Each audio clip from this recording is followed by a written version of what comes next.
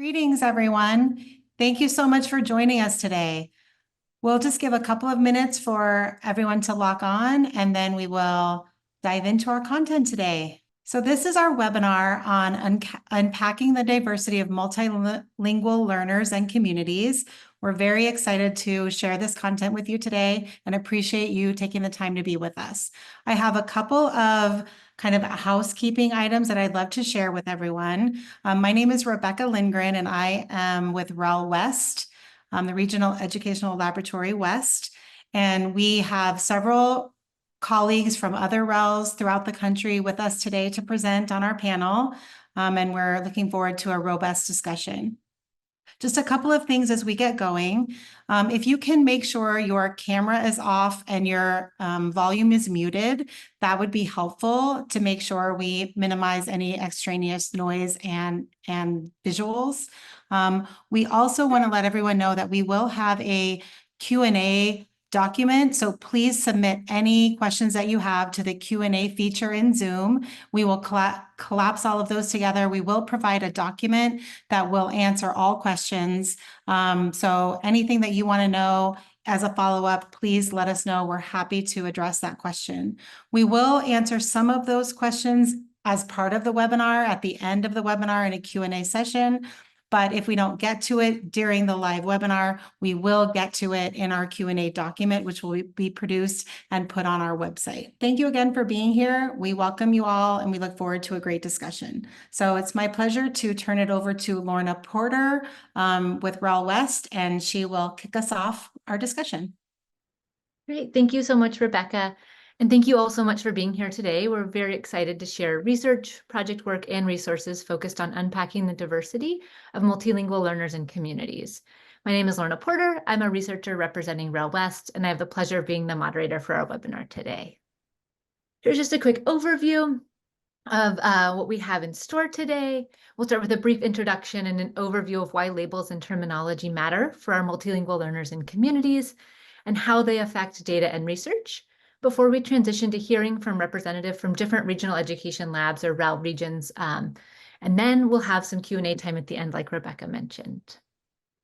All right, and here, just a quick idea of the objectives for today. Our goals today for all of you as participants to gain a greater understanding of the diversity of multilingual learners and the equity-related issues faced by multilingual learners and communities across REL regions, to gain a greater understanding of why the terminology used to describe multilingual learners matters, and a greater understanding of the ways in which audience members can adapt their work to incorporate more inclusive language and ensure that their focus on multilingual learners is not limited to the English learner or the EL label, but instead recognizes the diversity of strengths and experiences among multilingual learners. So I have the pleasure of introducing a wonderful group of panelists you'll be hearing from today. So you'll first be hearing from my colleague, Molly Faulkner-Bond. Molly is a research director representing the REL West. We're joined by Katie Gao, a communications manager who's representing the REL Pacific. We're also joined by Kathleen Feeney, a senior survey researcher representing REL Central. We're also joined by Heidi Gertzen, a research associate representing REL Southeast. And finally, we're so thrilled to have Sandra Lou Bonanno, a researcher also representing REL West. So we're so glad you're here today at this webinar supported by the Regional Education Labs, or RELs. There are 10 RELs funded by the Institute of Education Sciences, which is the statistics, research, and evaluation arm of the U.S. Department of Education. The RELs work in partnership with local and state education agencies, school districts and charter organizations, institutions of higher education, and student, family, and community organizations. Here we can see what these regions encompass geographically. And as I mentioned when introducing our panelists, today we have representatives from REL Central, REL Pacific, REL Southeast, and REL West. All right. So now kind of jumping into content, I'm going to start by talking about labels and terminology for multilingual learners, what they are, and why they matter. So as a little bit of background, the REL coordinates a set of cross-REL working groups focused on different substantive areas. And so Molly and I at REL West coordinate a cross-REL working group where members from each REL region meet as a working group focused on multilanguage, bilingual, and heritage language learners. Our charge for the REL working group in the first year we worked together was to develop a framework to support this group of students with this kind of implicit assumption that we didn't need to spend time articulating or defining what these terms, multilanguage, bilingual, and heritage language learner mean, and which students are included when we talk about these groups. What we found about when we started working, especially given the diversity of REL regions that were represented, is that there are tons of different terms being used, and people feel really strongly about which ones are right and appropriate. And many of the ones that we best know are may not be salient or recognizable to the communities we work with. So in our conversations, we began to think about the terms that are used to describe these students. And importantly, while we often focus on the label of English learner, which is a federal classification, not all students for whom language intersects with their educational experiences are classified as English learners. Instead, there are many different multilingual learner student groups, as well as other characteristics that shape their education and aren't easily captured through things like labels, groupings, or terminology. And you can see just a few of the diverse terms that we might use in our work. So what this led to, and through our conversations, drawing on research and theory, we developed an infographic that's now available, and it's titled An Asset-Based Approach to Multilingual Learner Terminology. And the link for that should pop up in your chat.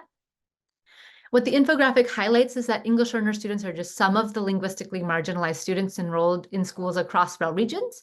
And the infographic explains how terminology we use can help us bring a more asset-oriented lens to describing the students enrolled in schools across REL regions, as well as be more precise and informative in our work. Sections of the infographic include why do the terms we use matter, who are multilingual learners, what terms do school systems use, and then importantly, what student characteristics and experiences do these terms obscure. We encourage you to access and explore this research and see how it aligns with your work. Our goal was really to support practitioners, researchers, policymakers, and all of us who engage and work with multilingual learners to have a resource to support our understanding of how labels and terms matter, what common terms refer to, and how these labels and categories can fail to capture the complexities of student identity, experiences, and characteristics. So as a quick example of how these labels can obscure diversity in student experiences and needs, we have 3 examples of ways in which a simple label of "Are you an English learner or are you not?" can obscure important elements of how language shapes students' experiences and needs. So for example, one student may be born in the United States, speak Vietnamese at home with their parents and grandparents, and be identified as an English learner when enrolled in school as a kindergartner. Another student may be a member of the Navajo Nation. She's grown up speaking language in the home. She was identified as a potential English learner upon enrollment, but was not classified as an English learner, and she's in a heritage language program. Another student may have immigrated to the US at age 12. He's bilingual in 2 non-English languages, was classified as an English learner upon enrollment, and is eligible for migrant education services. So as we think through these 3 examples, we can think about how these students fit our typical understanding of multilingual students, and then other ways they may be represented in the data outside of this label, how this maps onto things like reporting requirements in our schools, and ways in which intersectionality may be really important in informing how we serve and support and think about these students. Labels used to categorize students and communities are not neutral and can carry with them connotations, histories, and assumptions. These connotations, histories, and assumptions have the potential to contribute to deficit-oriented research, policymaking, and practice, even when we're seeking to be inclusive and strengthen evidence and support for multilingual learners. And with that, I'm going to hand it over to my colleague Molly Faulkner-Bond to talk more about data quality and labels. Thanks, Lorna. Hi, everyone. I'm Molly Faulkner-Bond with REL West. And as Lorna said, I co-lead the cross-REL working group on multi-language, bilingual, and heritage language learners. And I'm going to build on the framing that Lorna just provided by adding one more layer of consideration around how data collection and labels can affect what we see when we try to understand these students' experiences or try to design programs or interventions to support them or study them with research. So as Lorna mentioned, we know that there's a large number of labels out there that are used in the field to describe the large universe of students who are multilingual. The labels listed here are the ones that appear in our infographic, and it's a long list, and it's probably also not an exhaustive list by any means. There are other terms as well that folks may use. And these different labels come down to more than semantics. It's not just a matter of picking your favorite term. These labels do pick out meaningfully different student groups and profiles, so they are not all interchangeable one with another. And by extension, that means these labels are helpful and relevant for if we want to understand what works for which students and under what circumstances. So if we're trying to design a math intervention, for example, We might design the intervention differently if we're focusing on students who are classified as long-term English learners versus those who are newcomer students or students who are heritage language learners. So it is helpful to be clear about sort of the students that we're studying and the students that we're focusing on in our work.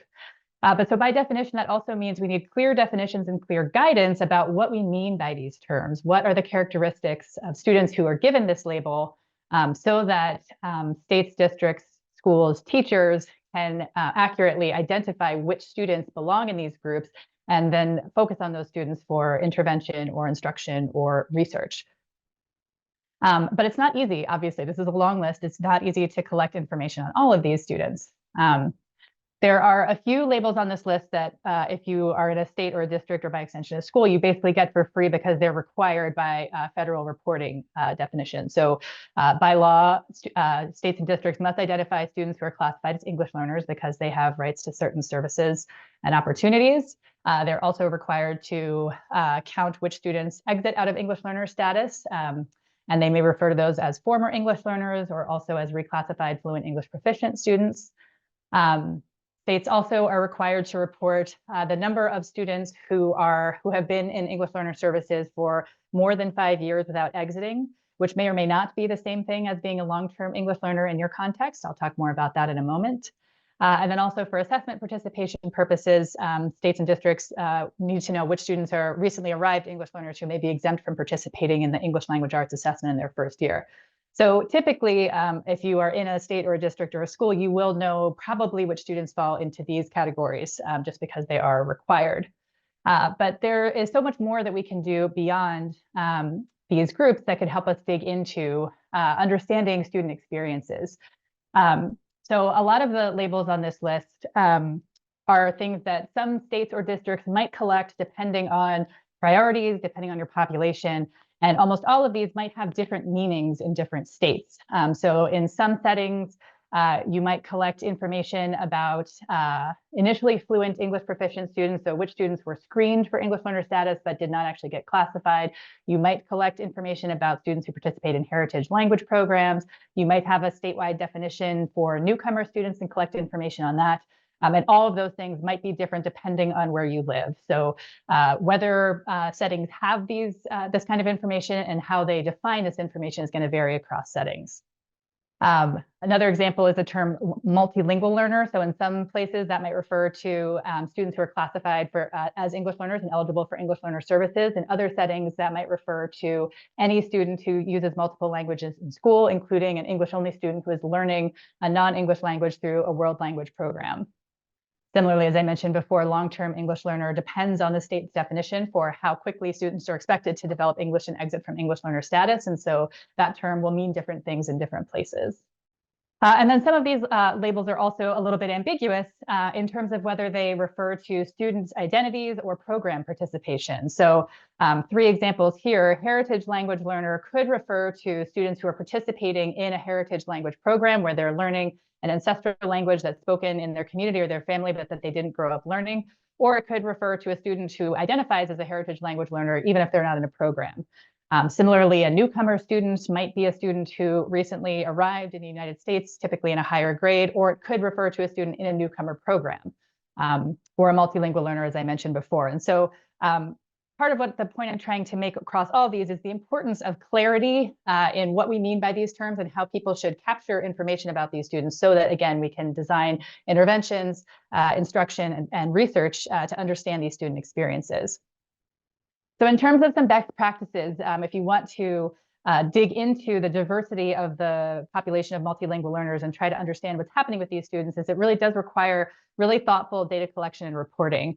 And so in terms of some suggestions for how to think about the information you might need if you want to use some of these labels or understand these populations, would be to collect information such as the following. So information about students' home languages and countries, as reported by them, without violating their privacy, of course. Schools are not allowed to ask about citizenship status, but you can ask about students' countries of origin. It's also useful to keep track of which students were ever screened for English learner status, even if they were not reclassified. So in some states, if a student is screened but not reclassified or not classified as an English learner, then that sort of information is dropped and doesn't carry forward. But it can be helpful to know that the student did enter school with multiple languages and was deemed to have sufficient English proficiency that they didn't need EL services. Keep track of students who have ever spent time in English learner status, even if they have since exited and moved beyond the mandatory monitoring period.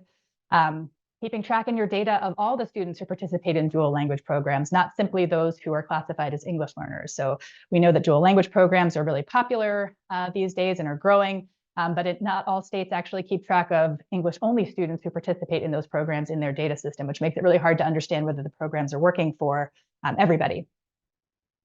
Which students participate in heritage language programs, regardless of EL status, students' past academic learning and achievement, even if it happened outside of the United States, students' proficiency in their home language, even if they're not going to be instructed in that home language, and their level of academic achievement or proficiency in their home language. All of this is information that can help schools, districts, teachers design programs and instruction that are likely to benefit your students based on the information that you have about them, and certainly makes it easier for us to understand and study what works for these different groups of students. So I'm going to pass it over now to the panel discussions, and we're going to start with REL Central, but just want to offer this framing as a way to think about, as you hear about these projects that are happening in other RELs, just think about the kind of information you would need if you wanted to work with these students, or if you wanted to design interventions for the groups of students, of multilingual students who are participating in these programs in your own setting. So with that, I am going to pass it over to my colleague, Kathleen Feeney, who will talk about some work that is happening in REL Central. Thanks so much for sharing space with us today. I'm excited to be talking about our REL Central partnership with the Standing Rock Tribal Education Department and Sitting Bull College. First, I want to acknowledge my positionality as someone who is not Native American and not from the Standing Rock community. So today I'll be sharing some of the approaches that I've found to be useful in bringing a sense of humility and a commitment to continually learning when it comes to uplifting multilingual learners in this and other contexts. So first, we'll zoom out to talk a little bit about the Central region broadly. And states here do have a wide range of students who are classified as English learners. And before kind of narrowing down to Standing Rock Pacific specifically, I thought it's important to reiterate that languages aren't just a form of communication, but they encompass the wisdom and worldviews of a community. And by using their native or indigenous language, students can tap into their cultural identity, which research has shown to be a protective factor. And I think that's especially important to acknowledge in this context because many Native communities, including Standing Rock, have needed to take deliberate steps to revitalize their language after centuries of attempts to erase them through the federal government's assimilative practices. And some really fantastic bright spots that I want to uplift in Standing Rock are Sitting Bull College's Dakota Lakota Immersion Nest for learners 7 and under. Both North Dakota and South Dakota, the states that the reservation crosses, have incorporated Native language into cultural education standards called the Essential Understandings. And you can see the cover pages for those resources here, and there's links that'll be passed around in the slides. And finally, there's been a really interesting academic effort by Lukey and Sanders to work with local elders to document math concepts and ways of thinking about math through the Dakota Lakota worldview, which is relevant to our partnership. So when REL Central met with Standing Rock Tribal Education Department to first learn about what their high priority needs were, they emphasized that the students there have had consistently low scores in math that don't reflect their capabilities and their brilliance. And Standing Rock Tribal Education Department's hypothesis was that students weren't engaged in math classrooms because they didn't see themselves reflected in the activities, and they didn't see the relevance of math in their lives because of that. So REL Central recruited a team of local teachers, instructional coaches, and administrators who were interested in helping us tackle this issue. And we've been supporting them to co-design project-based, culturally informed math modules and a professional learning system to support the uptake of those modules. The materials are currently designed to cover math standards for grades 3 through 5. So it's early enough to support setting a really strong math foundation, but the math skills are also starting to increase in complexity, so the activities can be more in depth. And one important contextual factor for us is that many teachers on the reservation are not members of the community and or Native themselves, so they don't have knowledge in the community's culture and language. Teacher turnover is also very high, so positions can often be filled with less experienced teachers who may already be very overwhelmed with everything they need to cover. So while we'd originally considered developing materials that were culturally sustaining, we've actually shifted to an approach where the math activities in the modules invite the students to bring their lived experience, culture, and language into the math classroom as the experts themselves, and not relying on the teacher to be the cultural expert necessarily. So for example, one of our modules focuses on fractions in recipes, and that launches with a task where students interview an elder, a grandparent, or someone else older in their community about the foods or meals that they ate as a child, to open up the possibility for them to learn about cultural foods in their family, the ways their ancestors may have relied on activities like hunting, or to hear about the names of foods in their native language. And the team thought that this approach would be less intimidating for the workforce to actually feel confident to take up, and it allows for cultural and linguistic inclusion to come into the math classroom. So again, I'm coming at this from the perspective of someone who is not a member of this particular community. So I'm going to share a few recommendations that I found to be helpful. First is always asking local partners, including students and families, about their preferred terms for how they identify and for the languages that they use.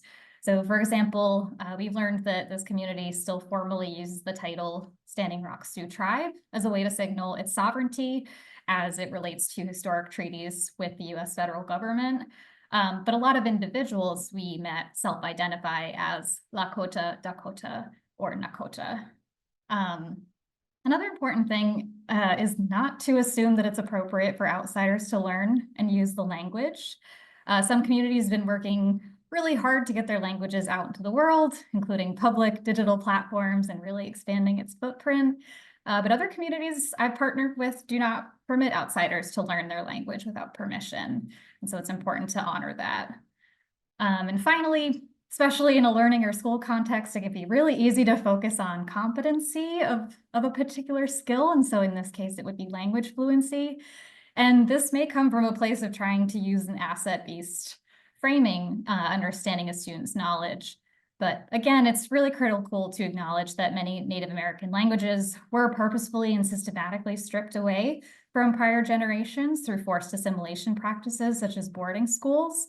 So fluency in the way that we might think about it for someone like an English speaker or a Spanish speaker may not be accessible for some communities, and it's through no fault of their own.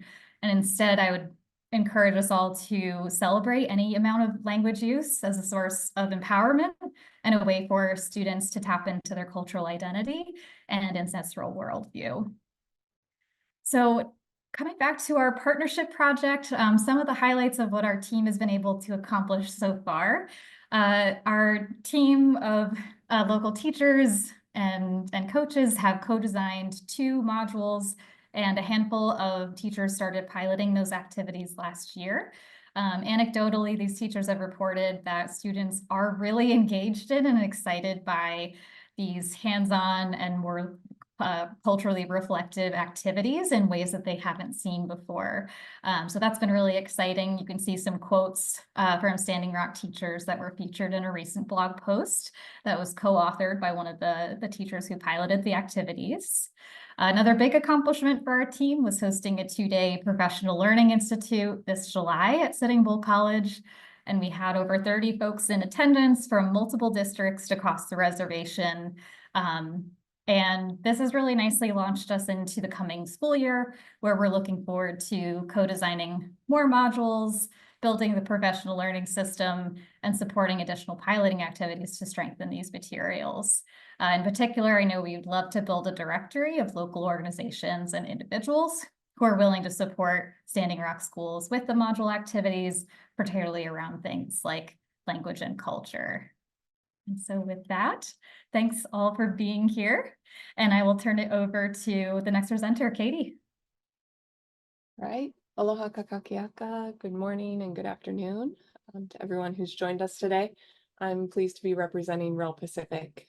REL Pacific serves the 7 U.S. affiliated jurisdictions, including the state of Hawaii, 3 U.S. territories of Guam, the Commonwealth of the Northern Mariana Islands, and American Samoa, and 3 independent sovereign nations, the Republic of the Marshall Islands, the Federated States of Micronesia, and the Republic of Palau. The region itself encompasses millions of square miles of ocean, spanning an area larger than the continental United States. The region is extremely culturally and linguistically diverse, with dozens of indigenous languages spoken and many immigrant languages as well. In total, there's around 2 million people across hundreds of islands in this area.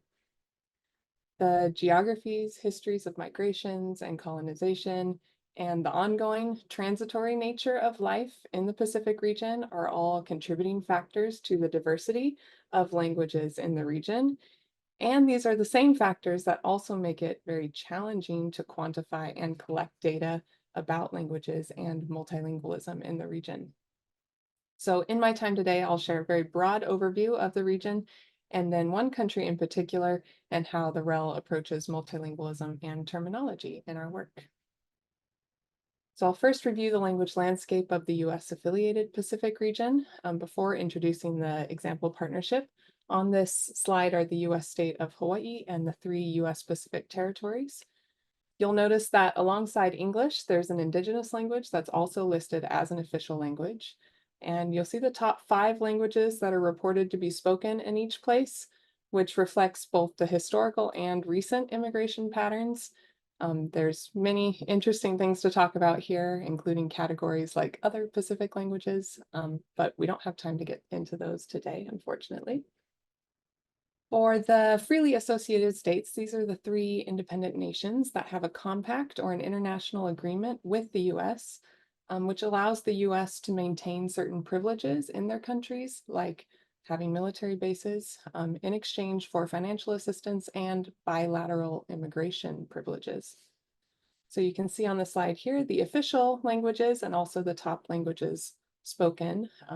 This region is very diverse with many islands and many languages spoken.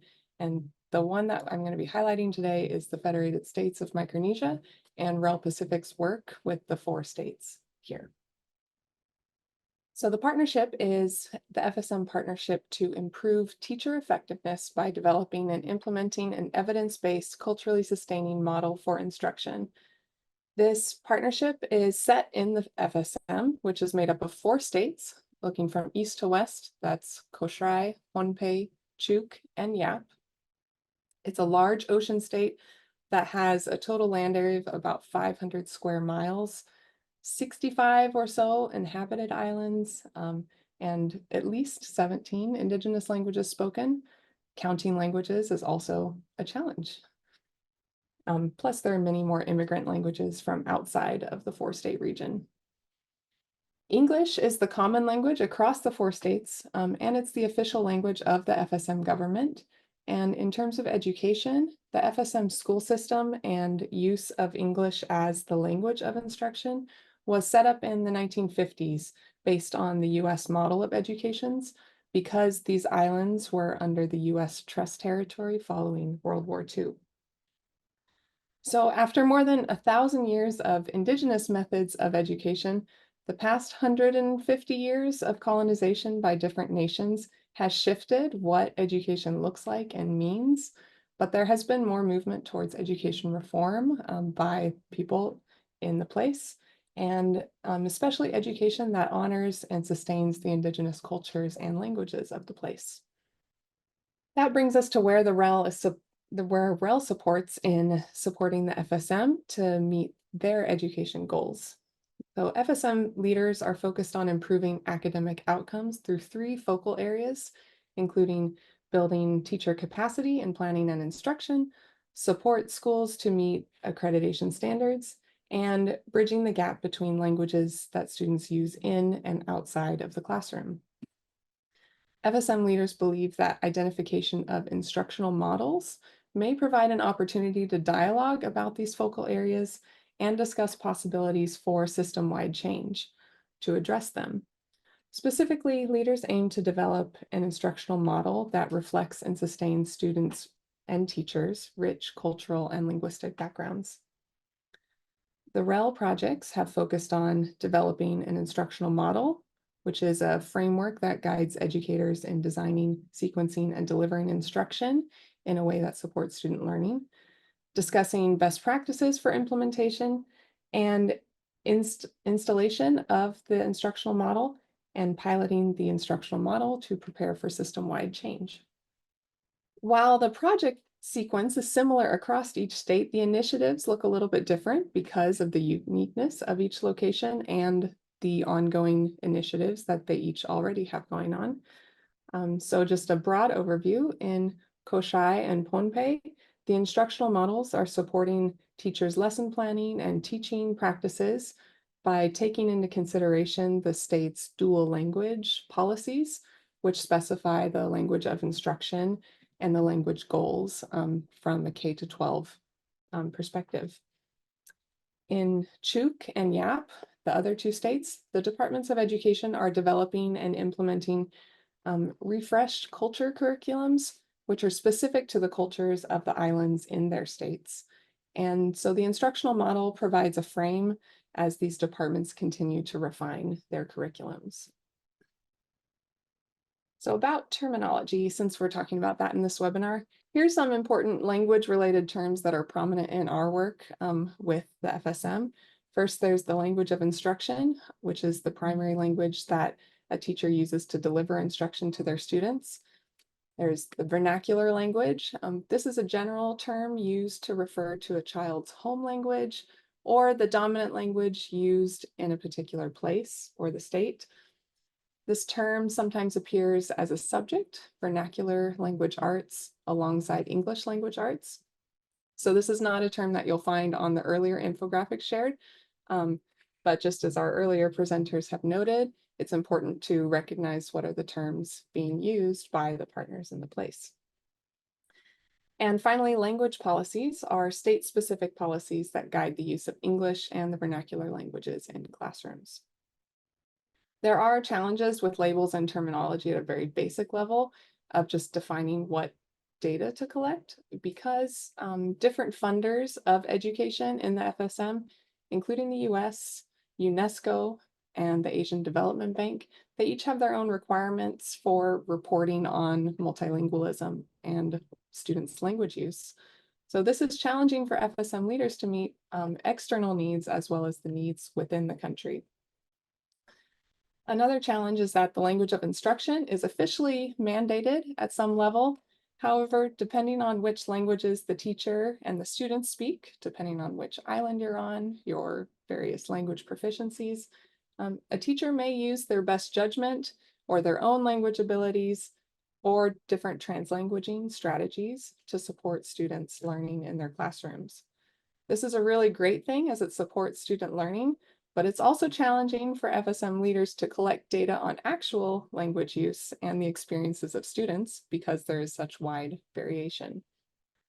Finally, as staff of REL Pacific, we are an English dominant service provider from the US, so we must understand our own positionality and as we lead our trainings and our coaching sessions on these topics.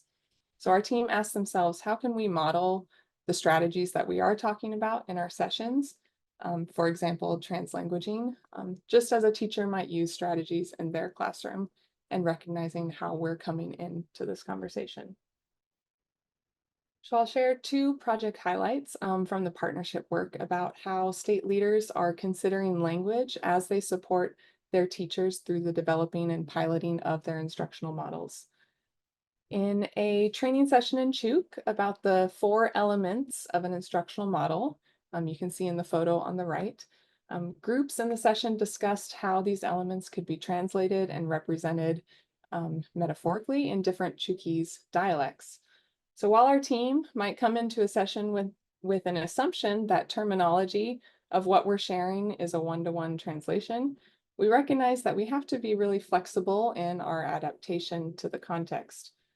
Just as teachers have to be flexible in teaching in their diverse classrooms. So encouraging our session participants to discuss and document their learning in their own languages is one way that our team partners with local leaders in facilitating these sessions. Another example, in Pohnpei. Pohnpei is currently working on an infographic and video about their instructional model, which they want to share statewide across the different islands and schools. Department leaders have shared the importance that the materials be in both English and Pohnpeian to reach their intended audience. So while translation is challenging and a labor-intensive process, it's really exciting to see the commitment from the department to ensure that their initiatives truly can contribute to systems change to support teacher effectiveness and student learning. Our team feels very privileged to partner with these educators, and we learn so much about our own assumptions about language and culture in the process of working with them. Finally, I just wanted to share some resources if you're interested in learning more. These are a good starting point. The first is an infographic series for US educators. If you have Pacific Islander students in your classrooms, I highly recommend this resource. Infographic number 3 talks specifically about languages and some of the nuances that I was sharing today. There are also some other links, including infographics on instructional models and systemic change, and a blog about how we set up the partnership in this diverse region. Thank you all so much for allowing me to share about the partnership. Thank you so much for sharing the work in the Pacific. That's really interesting work that you all are doing. So good afternoon, everybody. I'm Heidi Gertzen, and I am with the REL Southeast.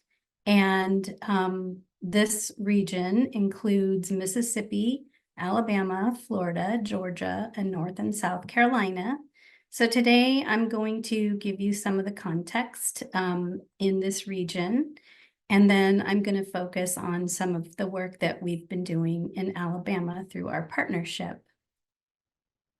In terms of context in the REL Southeast, most states in this region have experienced newer immigration patterns with an influx of multilingual learners beginning around the 1980s and 90s.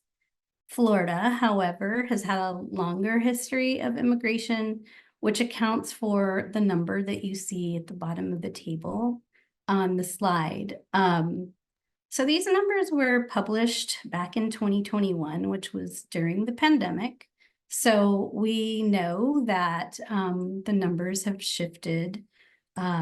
And from my standpoint in Alabama, we have continued to see growth in the EL population there. So Mississippi, as you can see, has the smallest EL population, which is close to 13,600 English learners.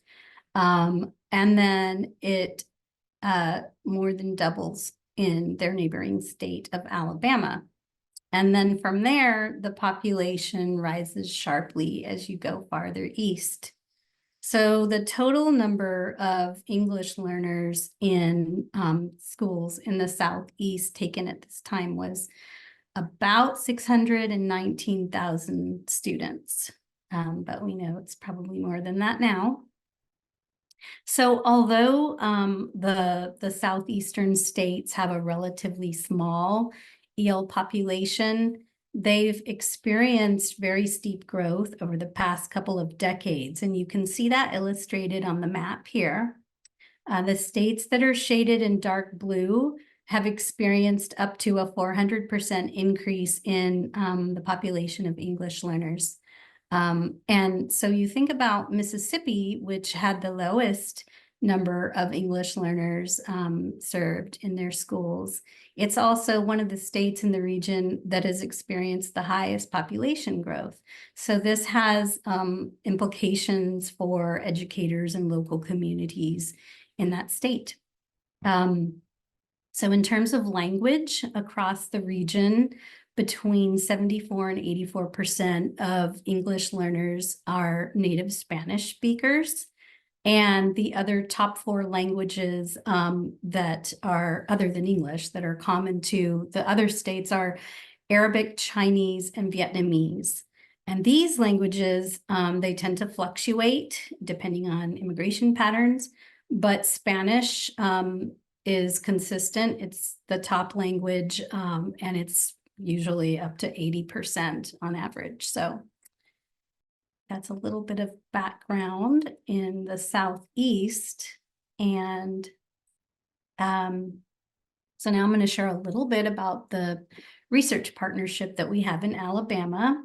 So we have 2 primary projects that we are working on in the state. And the first one is on implementing professional learning communities using the practice guide, teaching academic content and literacy to English learners in elementary and middle school. And this practice guide was developed back in 2014, and it's been instrumental in helping to disseminate evidence-based practices for English learners. And since it was published, there have been numerous other resources that have been developed by other RELs to support with the implementation of the practice guide. And so in our work, we use a lot of those other resources in addition to the practice guide and the facilitators, the professional learning community's facilitator guide. And just to note, we actually used a video that REL Pacific did on translanguaging to kind of open up the whole training and coaching sessions. So thank you to REL Pacific for that. The goals for this project are to support classroom teachers and school administrators with learning about these practices and implementing them in their classrooms through sustained training and evidence-based coaching practices. So we're currently working on a 3rd professional learning community cohort in North Alabama throughout this school year.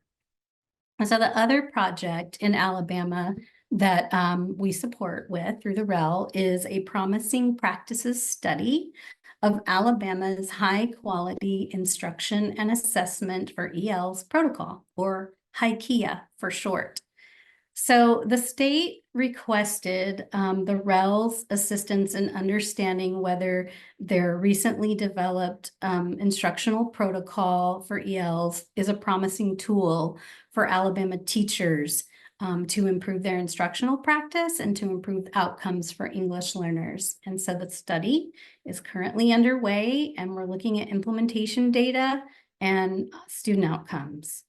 And so both of these projects emerge from the state's 2021 framework for EL success and its theory of action. And so in terms of the terminology that we've been talking about throughout this webinar, a little bit of background on the region. I know that North and South Carolina both use the term multilingual learners, and that's evidenced through some of their public-facing communications, like their website. And then the other states are using English learners or English language learners. And in Alabama, English learners is the term that is used on their official documents due to federal reporting standards.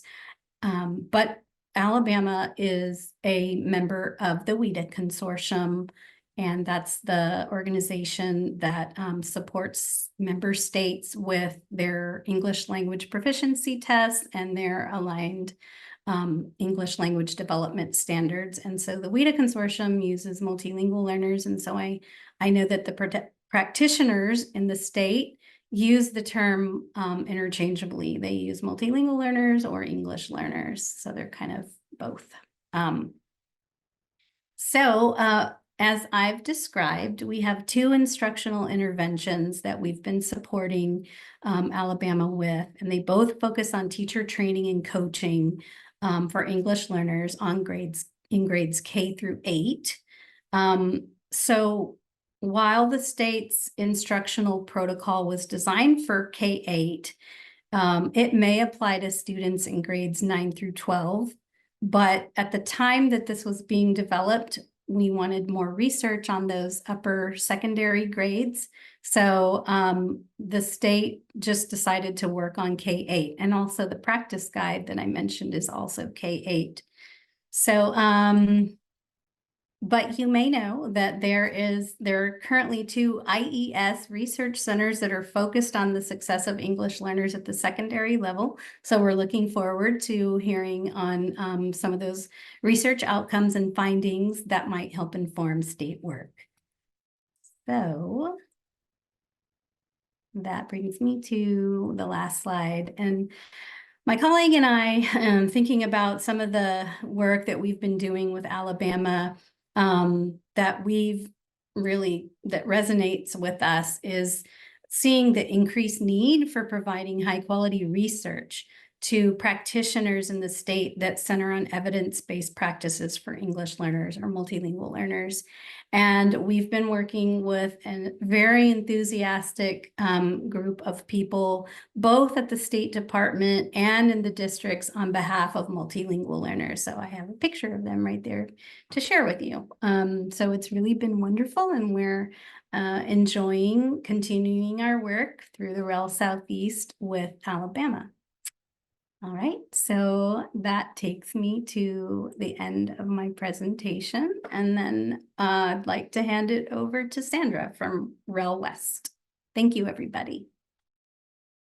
Hi, y'all. Greetings, everyone. Thank you so much for this opportunity to share a little bit about this project serving multilingual learners in the REL West region, which post-colonization we know now as Arizona, California, Nevada, and Utah. So a little bit about the context of multilingual learners in the West region. There are approximately 1.3 million students who are identified as English learners, with the majority of students residing in California. In fact, you'll see that California has one of the largest populations of English learners and multilingual learners in the nation. Spanish is by far one of the most prevalent languages spoken across the region, though notable home languages also include English, Chinese, Vietnamese, Arabic, Portuguese, and Navajo, which is just a really quick glimpse into the diversity of this student group in the West region. And then also, interestingly, Arizona and Utah have large populations of multilingual learners who are also identified as Indigenous. And I'm excited to be going after Heidi because we have a lot of project parallels that I'm going to highlight. So the project that I'm excited to explore with you today is titled Supporting Integrated Content and Language Instruction for Multilingual English Learner Students in Utah. And it comes to us from Tooele, Utah, an ex-urban district outside of Salt Lake City. When we first began this project, the district had experienced an exponential growth of linguistic diversification within the last 5 years, with students moving to the area from other parts of Utah, but also with an influx of newcomers who predominantly spoke languages at home, such as Slavic and Haitian Creole. The core group of students who participated in this work included area directors or district leaders, school site leaders, and specialists who they called multilingual learner specialists, who worked in the district to support school sites, and also classroom teachers.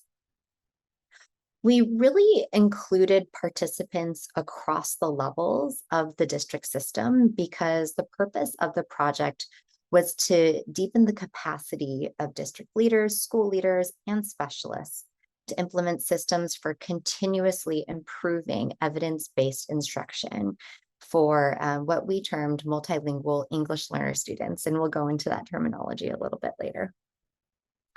And when we talk about systems for continuous improvement, we are really specifically thinking about the systemic capacity of leaders and their increased knowledge of evidence-based instruction for multilingual learner students across content areas. And we were supporting them to use data to make instructional and systemic decisions in service of ML students. And then also empowering shared leaders, meaning empowering teachers, paraprofessionals, and specialists who had robust expertise about, and then also meaningful relationships with the multilingual learner students and communities to take on additional collaborative roles within the system. And last but not least, implementing instructional leadership for continuous improvement.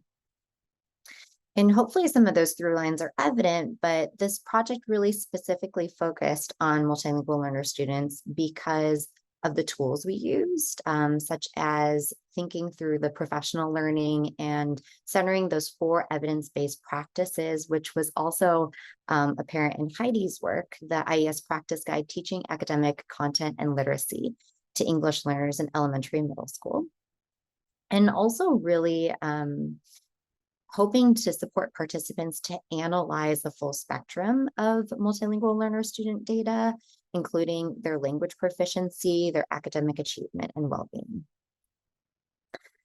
So when we are thinking about the construct of terminology within this project, our team actually chose to refer to students as multilingual English learners, because it's an asset-based term that highlights the linguistic strengths of a group while also recognizing their federally protected classification and identification through standardized assessments. Excuse me. I believe the district themselves utilized multilingual learners as a broad term as well. But when we began the project, we really explored the typologies of English learner identified students with district members and supported them to consider how the diversity of student typologies, including students' experiences, their preferences, their histories and identities, should be impacting the decisions that teachers and school leaders make about instruction and climate. And based on the district and the communities served in Tooele, we were leaning into implications for serving newcomer students, long-term English learners, as well as dual language learners. Some of the project kind of tools and resources that were used that guided both the process and the content included the one that we mentioned before, the Practice Guide Teaching Academic Content Literacy to English Learners, as well as considering the process, which was really informed by the Professional Learning Needs Guide titled Supporting Integrated English Learner Student Instruction. And last but not least, we utilized throughout the entire project peer-reviewed research about culturally responsive leadership and supportive multilingual learners to ensure that participants adopted an asset-based approach to working alongside students and communities in dialogic partnerships, but also informing how they understood culturally responsive instruction using the practice guide, right, to both academic learning and the learning of languages. So after a full academic year with participants from the first cohort, we are proud to report from the post-project survey that 100% of the participants stated that they had greater capacity to identify the next steps towards improving integrated instruction for multilingual learner students.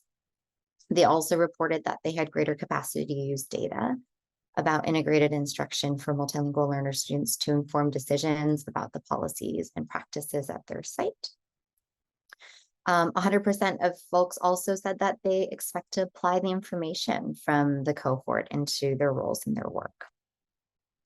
Furthermore, the area directors who we were working with really promoted a strong culture of data transparency, particularly in this project focusing on the WIDA tests as a part of Utah, they're part of the WIDA consortium. And post-project of the first cohort, we noticed that schools participating in the cohort demonstrated the highest average of multilingual learner student growth of English language proficiency in comparison to the schools who did not participate in the cohort. And most importantly, as we're writing about this project within an upcoming blog, we really want to uplift the voices of the participants themselves. And so I have a quote here from Brian Beccerini, who was an area director in Tooele, and he stated that the time provided for collaboration amongst multilingual English learner specialists, district administration, and school teams fostered a sense of community, which has led to more organic collaboration. It was evident that our structures existed. However, the isolation of those structures were impeding true growth, and the REL West team facilitated many opportunities for us to collaboratively move forward. Thanks for this opportunity to share a bit about this project work, and I will turn it back over to Lorna. Wonderful. Thank you so much, Sandra. And thank you so much to all of our wonderful panelists. It's such a joy to learn from all the work happening across the REL regions related to multilingual learners and communities. Before we move to a question and answer session, I'd like to again highlight 2 infographics that the Cross-REL group has developed and are now available online. The first is the infographic I discussed earlier about terminology and labels we use for multilingual learners and why certain labels are used. Second infographic is about the systemic factors that shape student opportunities and outcomes once the English learner label is kind of applied to them, once they become classified as an English learner. So thinking about how we can design effective pathways for students with this English learner classification. And so while that infographic wasn't the focus of today, I think we did really see elements of the projects, elements of the framework in the projects that were discussed. And we think it's a really exciting and useful framework for supporting practitioners in thinking about how systemic factors shape multilingual learners' experiences and how they can be leveraged to strengthen opportunities and outcomes for this important student group. So just as a quick high level, the infographic focuses on the socio-political and historical context, instruction and learning environments, staffing and educator preparation, community and family engagement, and leadership and policy. And so the links for those should be in the chat, and we really invite you to access them, explore them, download them, and use them in your work. And also, feel free to give us feedback as you begin to use them and think about that. Also coming soon will be a feature page on the REL West website, so stay tuned for that to come. And that will have links to new projects, products, and events focused on various multilingual student groups, programs, and policies, as well as guidance on what's in the infographics and how they can be applied and used by educators. And so we're excited to have this page launching and really kind of see it as a place to go to access a lot more information about multilingual learners, the work happening in the REL regions, and resources that you can use and apply in your own work. So now we're going to go ahead and transition to a Q&A session. And I know, thank you so much to everybody who've been putting questions in the Q&A feature. Many of them have been answered by our panelists in real time, which is incredible. And so feel free to access those. I'll also remind you that after the webinar, we are going to type up all of the answers. We'll put links in there. We'll have resources, and that'll be sent out as well.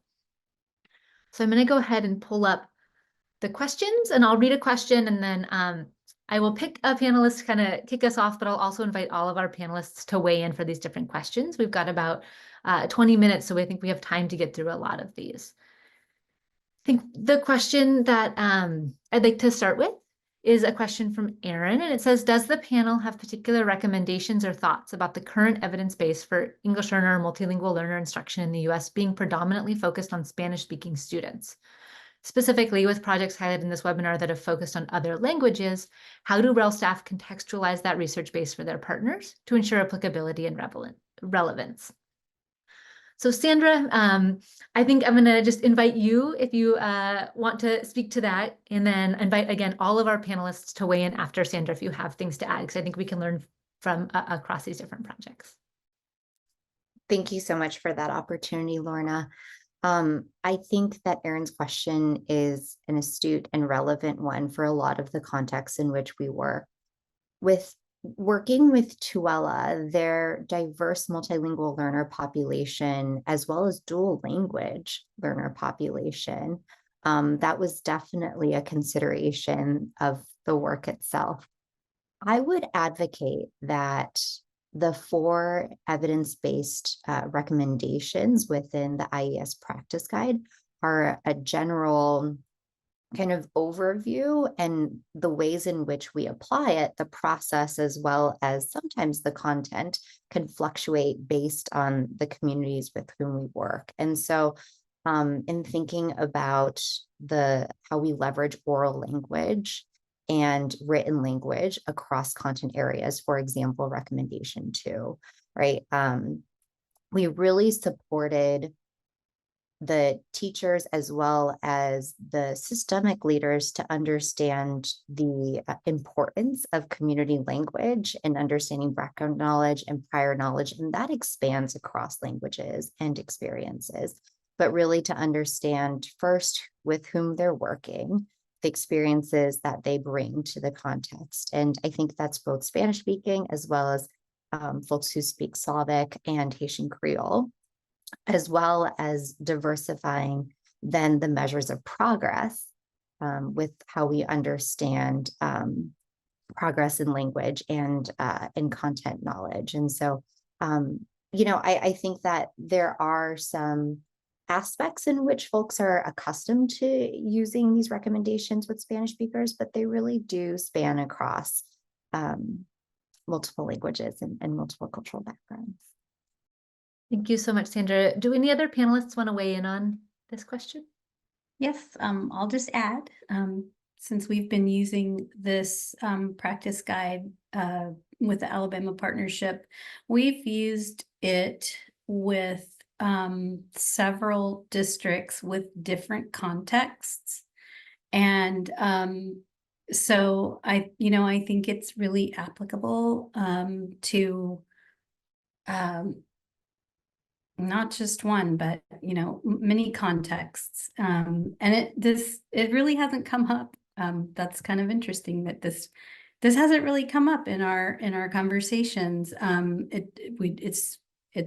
We've trained and coached and been working on implementation, and so that's it's worked. It's worked out. Great. Thank you so much.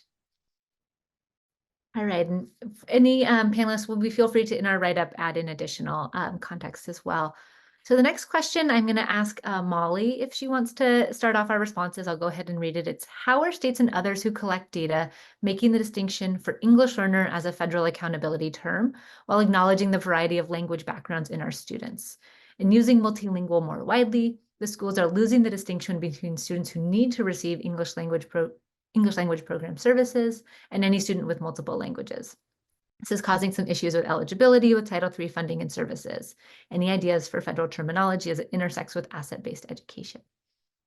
Thanks for picking me. I was hoping I could answer this question. I think it's a great question. And I think, the point you're raising, I think, is something that a lot of states, districts, and schools are thinking about right now, and it's a really relevant one. And I think what I would say is, one of the points I was trying to make in my section is, again, the idea that this is about more than semantics. We need more than one label. That, this list of different terms is not just a, pick your favorite based on your beliefs, but these are meaningfully different groups of students, and we need to be really clear about what each of these groups are so that we can make sure that we're tailoring things for students. So to me, what this question is sort of getting at is this, the fact that there is a meaningful difference between being classified as an English learner and being multilingual. And so I think it is both important and valuable to leverage, to use the term multilingual to highlight the fact that these students have strengths and skills that they're bringing to school based on their multilingualism. And also, we need to know who is actually classified as an English learner, which is the federal term currently, so that we can make sure we know what services those students are receiving, how they're doing, just because there are sort of different requirements and responsibilities for students who carry that specific label. So I think, as you raised in your comment, what Sandra's partners did, I think, is a really lovely way of kind of combining those concepts by calling students multilingual English learners, where you're focusing on the asset base of their multilingualism, but also identifying them as students who are classified as English learners. And if places can just be clear that this is how we're going to refer to those students, or this is what that means, then I think that addresses it. And I think the other thing I would say is that, I do think that federal policy probably just moves more slowly than, other levels of the system have to. And so while there will always be terms in the law and students who have to carry those terms in order to support reporting, that doesn't stop a local setting from choosing the language that you want to use in addition to or around those federal classifications. And so even if in the future ESEA were to change the term for English learner, I think there would still be value in having these more nuanced labels to really try to pick out the different profiles and experiences that students have so that you can have that information about, student strengths, student needs, student experiences, student identities to design your programs or your research. Great. Thank you so much, Molly. That's a fantastic answer. I think we'll move on to another question. And this one we have is, does REL distinguish between different types of immigrants? For example, are the assets, experiences, and needs of forcibly displaced students, refugees, or unaccompanied minors addressed differently than immigrant students and families who came more voluntarily and who came as a family? Thanks. And so I'm going to invite all of our panelists to think about answering that. But before I open that up, I'll just also say quickly, so I was part of some work with REL Northwest, where we developed a toolkit called Welcoming, Registering, and Supporting Newcomer Students, a toolkit for educators of immigrant and refugee students in secondary schools. And I think one thing we were really excited about in the toolkit is we were able to really kind of delve into how to support educators to think thoughtfully about the differences and the experiences of students who may be coming through different pathways and how they can use that intake process to think thoughtfully about gathering information and using that to inform the work and services that they provide for students. But I'll also now open it up to all of our panelists to see if they have other examples from other REL regions that they'd like to share about their work with immigrant students. Molly went ahead and put the link to the toolkit in the chat, so if you want to access that, that's there. So maybe we'll move on then from that one. And I see a question here about the long-term English learner label, and I think this is a great one. So it says, since long-term English learner has been criticized as a deficit-based and not taking contextual factors into account, what is your advice in terms of terminology and identification regarding this population? And I think we'll go ahead and we'll invite all of our panelists again to respond to this, but I'll go ahead and start with seeing if Kathleen or Katie, I think we haven't heard from you yet in the Q&A. Do you have thoughts on this idea of a long-term English learner? I can't speak to this exactly, as this is not a term that's used in the Pacific region, but just as other presenters have highlighted, that if it's a term that is required for reporting, then that is something that we need to figure out how to use. But if it is not required in that way, then don't use it and use a term that is more uplifting and appropriate for your context. Beautifully said, Katie. That's exactly what I was going to say. Lorna, I'm glad to chime in really briefly as well. I think reframing the term long-term English learner as a failure of the system to ensure reclassification and the supports required to support students, their language learning and their access to content is something that we really try to emphasize, right?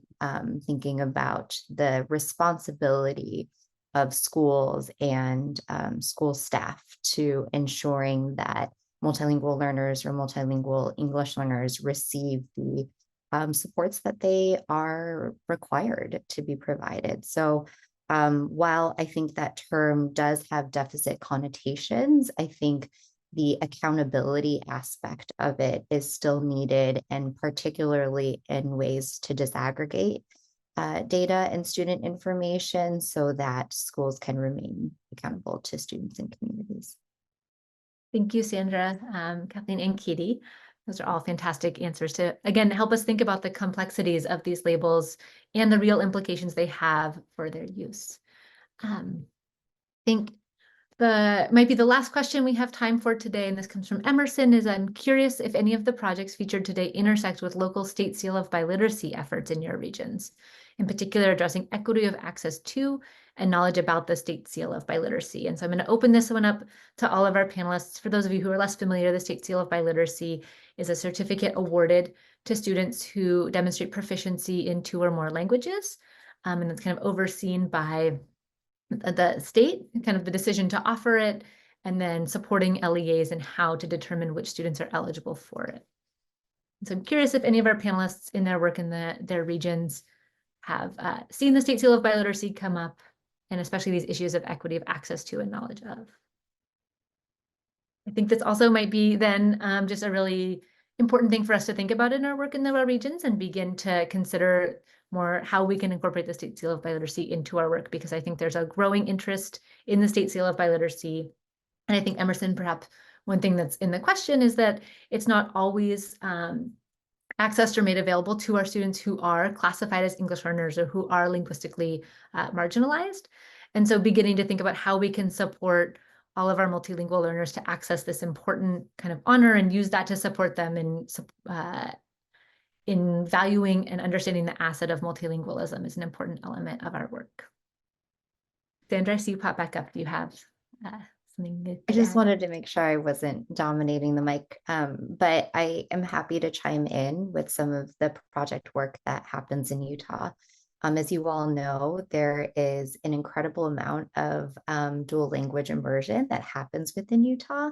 And I think one of the considerations, just as you had mentioned, Lorna, is ensuring that students who are identified as English learners also have access to these pathways, which has not always historically been the case because of the dual purposes of dual language immersion. One is to maintain heritage language and ensure access to multilingual learning for students who have a multilingual learner background, as well as the economic purposes, right? And ensuring enrichment programs. And so spotlighting the student backgrounds who have access to these opportunities, not just for heritage language learning, but ensuring their pathways and family pathways to accessing other dual language programs, such as the ones that are very prevalent within Utah, such as Chinese. And I know they started Russian as well as other languages. And so just ensuring that we have the student demographics to support pathways to state seals of biliteracy wasn't necessarily a consideration for our project, but I know contextually is a consideration for the state itself. Thank you, Sandra. It's fun to hear just more about, again, how our work in the States also lets us focus on these specific projects, but also learn about the contexts within which we're working. So that's all the time we have for Q&A today. There's many questions we answered live and a few we didn't get to. And so as Rebecca said, we will answer those, we will compile them, and then we will be able to send them out after the webinar so that you have those answers with you and links and resources in there. So we just want to thank you again so much for attending today. We're so grateful for your attendance and excited to see engagement with these themes. But before you leave, we would love to invite you to take a feedback survey on the event today.